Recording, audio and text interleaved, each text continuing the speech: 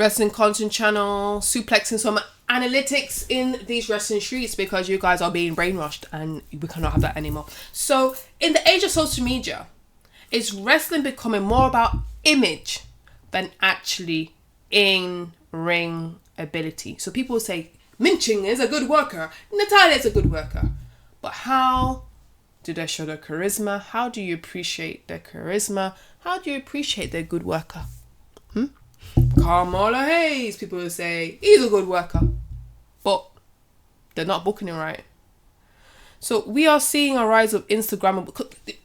You have to remember that wrestling reflects the zeitgeist. The zeitgeist, is that right? If I can say that word. It is shows the microcosm of American culture right now. So remember in the 90s, they used to have Jeff Hardy and Matt Hardy. Used to be grungy. The grunge. It was Jerry Springer-esque. Suck it, DX.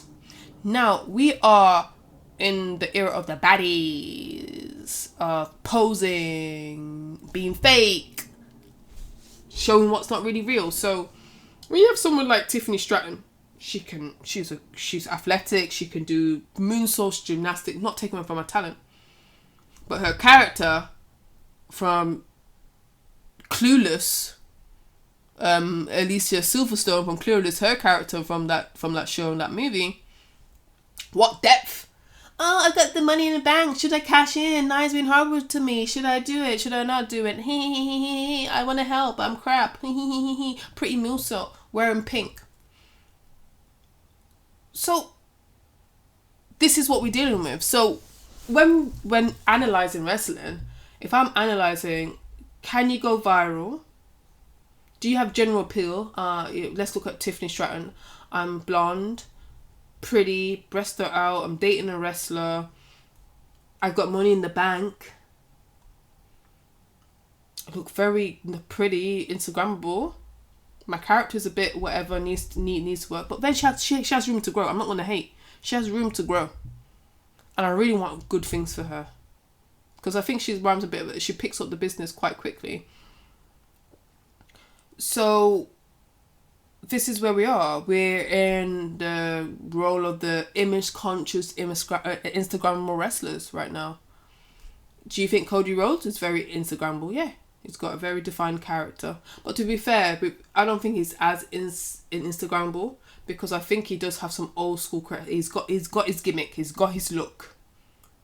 With the tattoo, that tattoo does help him to distinct him. He's got a really good theme song entrance. He's got a really good ring attire. He's a superstar, I'm not gonna lie. So he's not a really good example. I'm just trying to think of another a male equivalent of an Instagrammable wrestler. You know what? You guys not gonna like this, but Seth Rollins. I think Seth Rollins, provocative he may be, I think he's an Instagrammable wrestler now. Yes, he was an indie darling, but for the last couple of years, I don't think he has much substance. Architect, missionary, whatever, visionary, whatever you want to call it, doggy style, I don't know. But with Seth Rollins, apart from him just wearing outlandish clothes, what else has he got? What is he bringing to the company? Tell me, apart from his little being nasal, I'm gonna beat you, I'm gonna show you, my hair is wet.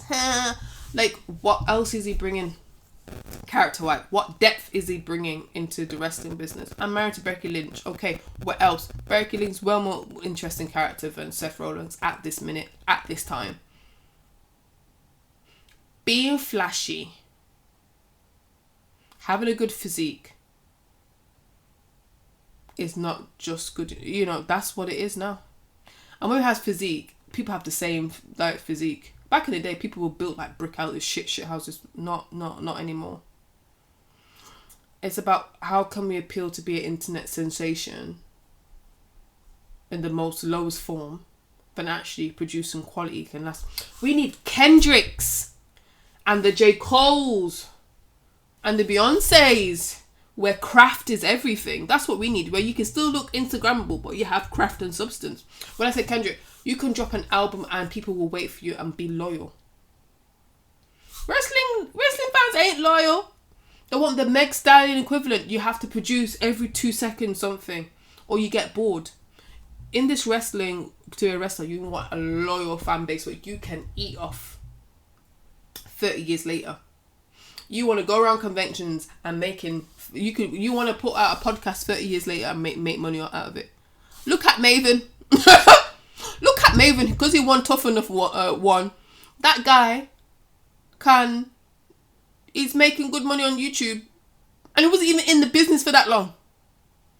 Just telling stories from when he was back in the day.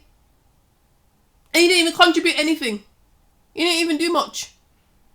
So imagine Maven is making good money on YouTube and being a YouTube sensation by not doing much in the business. And these people right now in wrestling are killing off themselves. I don't even know what they've done. Minchin can be killing off himself doing all these death matches. I'm like, so what? Because we're not developing characters. We're not giving people their signature and their time to shine. I don't like when people call these wrestlers jobbers, where you're not giving them the tools to shine. Now, someone will tell you, I'm sure you had lots of opportunities for the last X amount of years to shine, and you haven't.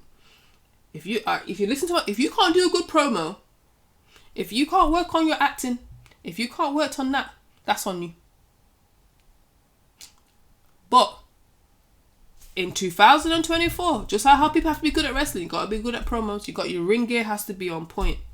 Your social media has to be on point.